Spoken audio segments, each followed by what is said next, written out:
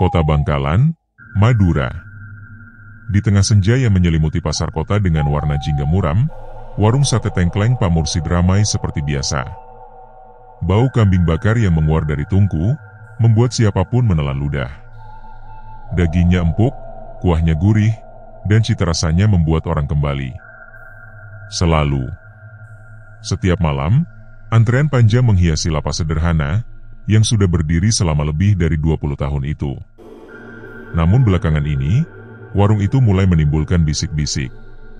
Tidak ada yang terang-terangan bertanya, tetapi hampir semua warga sadar, dari mana daging sebanyak itu berasal? Kambing makin langka di Madura, harga melonjak, bahkan tukang sate lain mengeluh tak sanggup kulakan. Tapi warung Pak Mursid selalu punya stok. Tidak pernah tutup. Tidak pernah kehabisan. Beberapa bulan terakhir, ada keganjilan lain terjadi. Anak-anak mulai hilang. Pertama, bocah pemulung dari Kecamatan Galis. Lalu anak tukang becak di Arosbaya. Terakhir, remaja kelas 2 SMP yang katanya pamit beli es degan, tapi tak pernah kembali. Polisi hanya memberi imbauan agar warga lebih waspada. Tidak ada penangkapan. Tidak ada jawaban. Masuklah. Jangan takut. Anggap saja kamu cari bahan skripsi. Nama pemuda itu Zidan Rashid. Mahasiswa tingkat akhir jurusan jurnalistik dari kampus swasta Universitas Dr. Sutomo di Surabaya. Ia magang di harian sore Surabaya Post, dan ditugaskan menyelidiki rumor warung sate yang dianggap mistis. Redaktur pelaksananya tahu, di balik asap yang sedap, bisa jadi ada kisah yang busuk. Zidan menyamar jadi pegawai cuci piring. Ia mengaku berasal dari Bangkalan Kota, mencari kerja serabutan. Dengan cepat ia diterima Pak Mursid, pria tua berkumis tebal, bermata tajam seperti parang. Tidak banyak bicara, hanya menatap Zidan dari kepala sampai kaki, sebelum menyuruhnya masuk ke dapur. Hari pertama, Zidan mencatat hal-hal kecil. Bau daging yang terlalu segar, meski dikirim sore hari. Tidak pernah ada bekas kulit kambing, tanduk, atau kepala. Semua dikirim dalam potongan yang sudah rapi, seolah disiapkan oleh tangan profesional, atau lebih buruk, oleh tangan yang menyembunyikan jejak. Tapi yang paling mengganggu, adalah tungku besar di belakang dapur. Jangan dekat-dekat situ. Itu urusan Pak Mursid, kata Yatim, pegawai lama yang lebih sering diam dan menunduk. Tungku itu tinggi, hitam, dan mengeluarkan asap beraroma aneh. Kadang wangi rempah, kadang amis darah. Setiap malam, dari jam 11 sampai subuh, selalu tertutup rapat. Tidak ada yang diizinkan masuk dapur saat itu. Zidan mulai curiga. Ia harus masuk ke dapur malam itu. Apapun risikonya. Tengah malam, saat warung sudah sepi dan Yatim tidur di bangku panjang, Zidan mengendap-endap. Ia membawa ponsel dengan senter menyala samar. Pelan-pelan ia mendorong pintu dapur belakang. Derit engsel seperti jerit mayat membuka rahasia. Asap tipis menari di udara. Tungku besar itu menyala merah. Di sebelahnya, ada meja besi panjang yang basah oleh darah. Bukan darah kambing. Terlalu encer. Terlalu merah muda. Di lantai, ada ember berisi potongan tangan kecil. Zidan menahan napas. Tangannya gemetar saat mengambil satu potongan, mengenali jari-jari mungil yang masih memakai cincin plastik warna merah muda. Ponselnya terjatuh. Suara kecil, tapi cukup untuk membangunkan sesuatu. Dari balik tirai, Pak Mursid muncul. Bajunya basah. Matanya menyala seperti bara. Kamu seharusnya tidak kesini, nak. Zidan mundur. Tapi kakinya terpeleset oleh darah. Pak Mursid tidak berteriak. Tidak marah. Ia hanya tersenyum pelan. Rasa tengkleng yang enak, butuh pengorbanan. Zidan berlari, tak sempat mengambil ponselnya. Di luar, angin malam berhembus dingin seperti desir napas kuburan. Ia tahu satu hal. Malam itu, ia menyentuh neraka yang sebenarnya.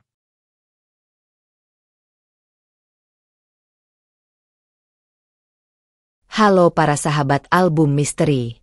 Sebelum dilanjutkan cerita video ini, hendaknya para sahabat memberikan like dan subscribe untuk memotivasi kami membuat cerita video yang kian menarik, mencekam, mengerikan, mistis, dan misteri. Selain itu tidak lupa untuk mengklik tanda lonceng, sehingga Anda menjadi penonton pertama yang mengetahui saat kami mengupload video baru. Dan, selamat menonton. Pagi harinya, Zidan duduk mematung di kamar kontrakan kecilnya di Desa Melajah. Keringat dingin membasahi tubuhnya, meski matahari belum muncul sepenuhnya. Suara burung dan motor tua yang lewat seperti gema dari dunia lain. Dunia yang tak bisa dipercaya lagi. Ia menatap tangannya. Masih gemetar. Di bawah kuku-kukunya, ada noda hitam pekat, entah arang, entah darah. Di benaknya, potongan tangan kecil itu terus terbayang. Jari-jari mungil dengan cincin plastik merah muda. Siapa pemiliknya? Adinda, gumamnya lirih. Ia teringat satu nama dari berita kehilangan bulan lalu. Seorang anak perempuan berusia 8 tahun, yang hilang saat main layang-layang di depan rumahnya. Ibunya hampir gila mencarinya. Wajah anak itu terpampang di tiang listrik, pos ronda, bahkan dinding musola. Zidan menutup wajah dengan kedua tangan. Ia tidak bisa diam. Tidak bisa hanya melaporkan kejadian ini ke kantor berita. Harus ada bukti. Harus ada rekaman. Tapi ponselnya tertinggal. Jika Pak Mursid menemukannya, maka hidupnya juga bisa berakhir, seperti Adinda. Dengan tergesa, ia menyambar jaket dan kembali ke warung. Waktu belum jam 9, dan warung belum buka. Tapi pintu belakang tak terkunci. Saat masuk, semuanya terlihat bersih. Terlalu bersih. Meja besi mengilap. Tidak ada darah. Tidak ada ember. Tidak ada tungku menyala. Seolah semalam hanya mimpi buruk. Bahkan, tak ada jejak ponselnya. Nyari apa, Le? Suara berat terdengar dari belakang. Yatim. Zidan menelan ludah. Lupa bawa tempat minum. Ketinggalan semalam. Yatim mendekat. Mata sayunya menyiratkan rasa bersalah. Tapi ada juga ketakutan. Kamu udah lihat ya? Bisik yatim sambil mendekat. Apa yang ada di tungku? Zidan mengangguk perlahan. Yatim menggigit bibirnya. Kamu harus pergi dari sini.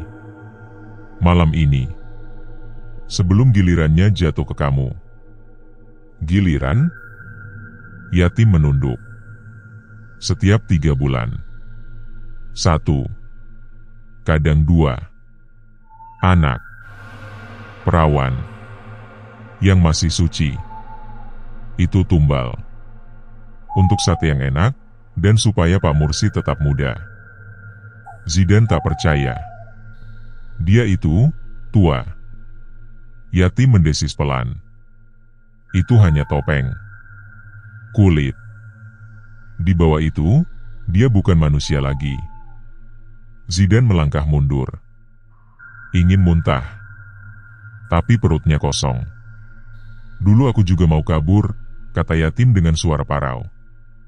Tapi adikku jadi gantinya. Aku cuma bisa bantu orang luar, seperti kamu, supaya kabur sebelum terlambat. Zidan menatap mata yatim. Penuh luka. Penuh sisa-sisa nurani. Kalau aku bisa ambil ponsel itu, dan rekam semuanya, kamu mau bantu aku? Tanya Zidan. Yatim diam. Lama. Lalu mengangguk pelan. Malam nanti. Pukul 2. Di belakang tungku. Tapi kalau kamu gagal, jangan berharap bisa pulang dengan tubuh utuh. Zidan menelan ludah. Ia tahu, malam nanti bukan sekadar penyelidikan jurnalistik. Itu penyelamatan jiwa. Waktu melambat menjelang malam. Setiap detik terasa seperti bisikan kematian. Zidan duduk gelisah di kontrakan, menatap jam dinding yang terus berdetak, seperti detak jantung mangsa yang menunggu giliran disembelih. Di tangannya, ia genggam senter kecil dan ponsel pinjaman dari kawannya di Surabaya. Kamera sudah diatur. Rekaman otomatis menyala. Tepat pukul 1.30 dini hari, ia bergerak. Langit di atas bangkalan kelabu, berat, seolah ikut menyimpan rahasia. Jalanan sunyi. Angin membawa bau daging asap yang menyusup, seperti setan ke lubang hidungnya. Zidan menyelinap dari sisi warung, masuk lewat celah sempit antara dapur dan pagar tembok rumah kosong di sebelahnya. Sesuai janji, Yati menunggunya di belakang tungku, menyamar sebagai petugas bersih-bersih malam. Cepat. Tungku baru dibersihkan. Tapi pintu bawahnya belum dikunci, bisik Yatim. Tungku yang mereka maksud, ternyata memiliki semacam ruang bawah tanah kecil, lubang selebar tubuh manusia, ditutup plat besi tua. Yati membukanya dengan linggis yang sudah disiapkan. Bunyi logam tua yang mengelupas seperti pekikan arwah. Masuk.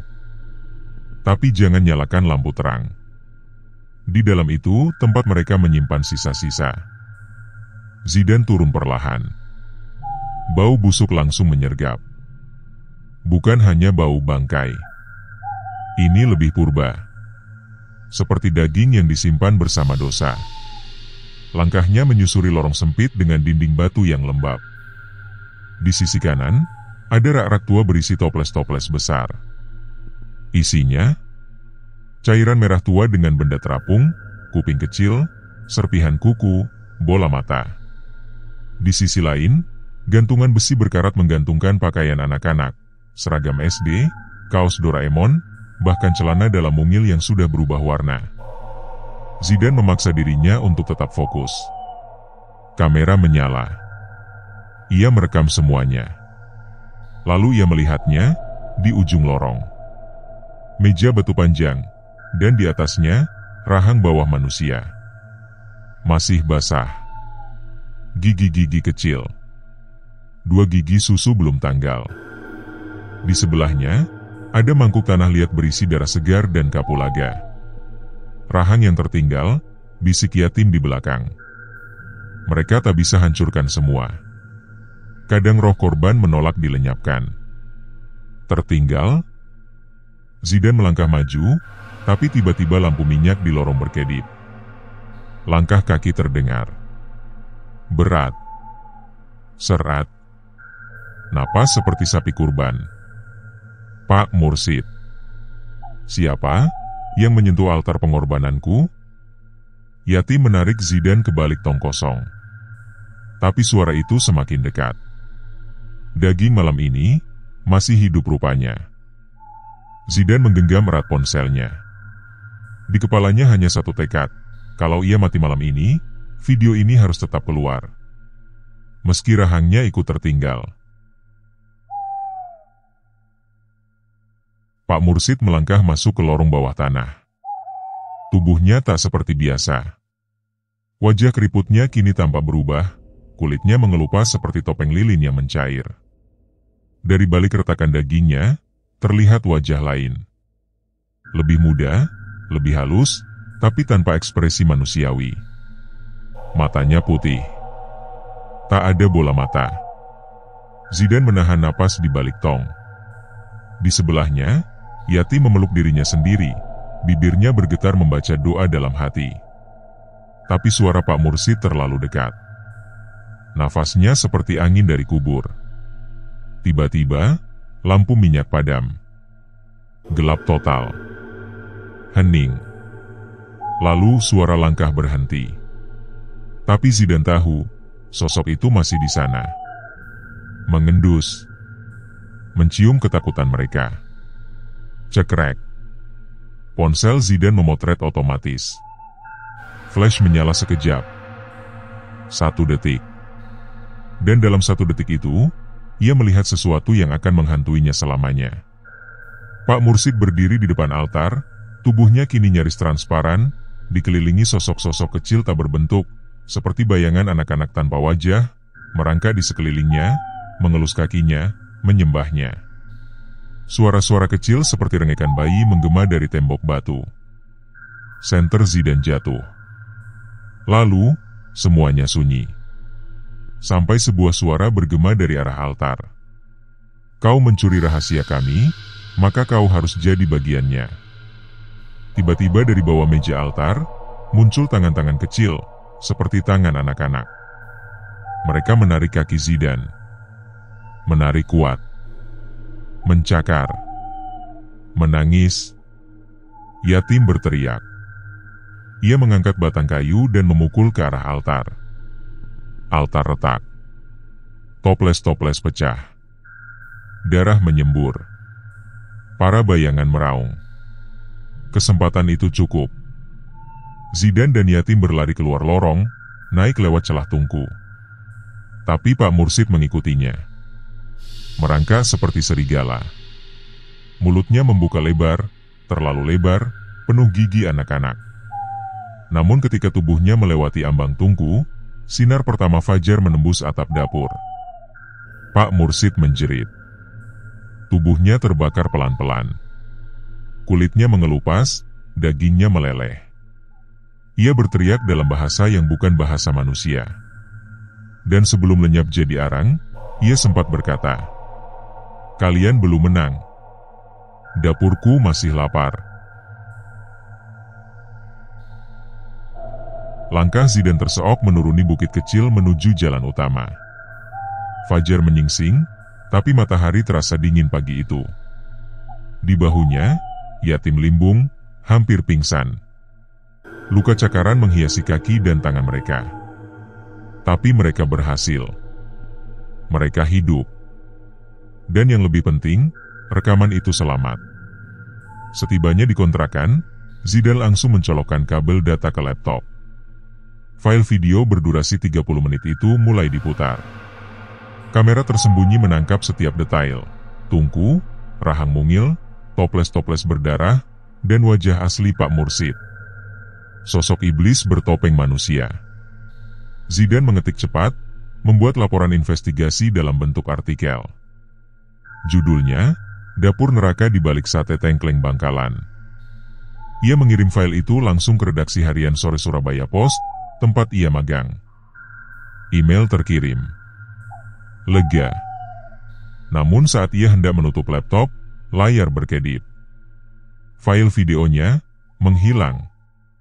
Satu persatu, folder dalam laptopnya terhapus otomatis. Tidak, apa yang terjadi? Lalu muncul jendela hitam. Di tengah layar, sebuah tulisan merah darah. Rahasia ini tidak ditulis, tapi ditelan. Ponselnya berdering. Nomor tak dikenal. Dengan tangan gemetar, Zidan menjawab. Jangan pikir kamu bisa keluar dari cerita ini, nak, suara itu serak. Dalam. Karena sate tengkleng itu, sudah menyatu dengan darahmu. Klik. Telepon mati. Di cermin kamar, Zidan melihat sesuatu. Bayangannya tidak punya wajah. Zidan terdiam. Di depan cermin, sosoknya terlihat utuh, kecuali wajah. Seperti siluet manusia yang kehilangan identitas. Tak ada mata, hidung, bibir. Hanya kekosongan gelap yang menatap balik. Seketika ia merasa kulit wajahnya seperti ditarik dari dalam, seperti ada sesuatu yang ingin keluar dari balik tengkoraknya. Di sudut kamar, Yatim memegangi dadanya. Kita belum selesai, desisnya, lemah. Selama tungku itu masih berdiri, kita cuma arang yang menunggu giliran terbakar. Zidan mengangguk. Ia tak ingin hidup dalam bayang-bayang. Ia tak ingin roh anak-anak itu terus merangkak di dinding pikirannya. Ia harus menyelesaikannya, dengan satu cara, membakar dapur itu sampai ke akar nerakanya. Malam itu mereka kembali. Membawa jerigen bensin, lilin, dan keberanian terakhir. Warung Pak Mursid sudah tutup, tapi pintu belakangnya tetap terbuka, seperti mengundang. Di dalam, suasana sunyi. Tapi ada bau berbeda, bukan daging, bukan darah, tapi kemenyan dan dupa. Lorong di bawah tungku kini bersih. Terlalu bersih. Bahkan altar dan meja batu telah lenyap. Tapi di tengah ruangan, berdiri tungku baru. Lebih besar. Lebih hitam. Menyala merah membara, meski tak ada kayu bakar. Dari dalam tungku terdengar suara, "Aku lapar." Zidan menyiramkan bensin ke sekeliling dapur. Yati menyalakan lilin. Tapi sebelum api menyala, bayangan-bayangan kecil muncul dari lantai. Mereka merangkak cepat, menangis, berteriak seperti minta tolong. Anak-anak. Puluhan. Ratusan. Wajahnya setengah terbakar, setengah tak utuh. Mereka bukan ingin melawan, mereka ingin diselamatkan. Zidan menahan tangis. "Maafkan kami." Lalu, ia menjatuhkan lilin. Ledakan api mengamuk. Dapur meledak seperti mulut iblis yang menelan dirinya sendiri. Dinding batu retak, suara jeritan menggema hingga ke langit malam. Semua terbakar. Esoknya, warga menemukan puing-puing hangus. Warung sate tengkleng paling terkenal di Bangkalan lenyap, seperti tak pernah ada. Tidak ada mayat. Tidak ada sisa tulang. Hanya satu hal yang tertinggal di tengah abu. Rahang kecil, dengan gigi susu, dan cincin plastik merah muda.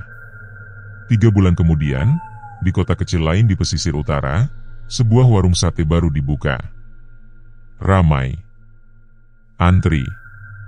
Dengan tungku besar yang tak pernah padam. Di atasnya, tergantung papan nama. Tengkleng Pak Mur resep asli Madura.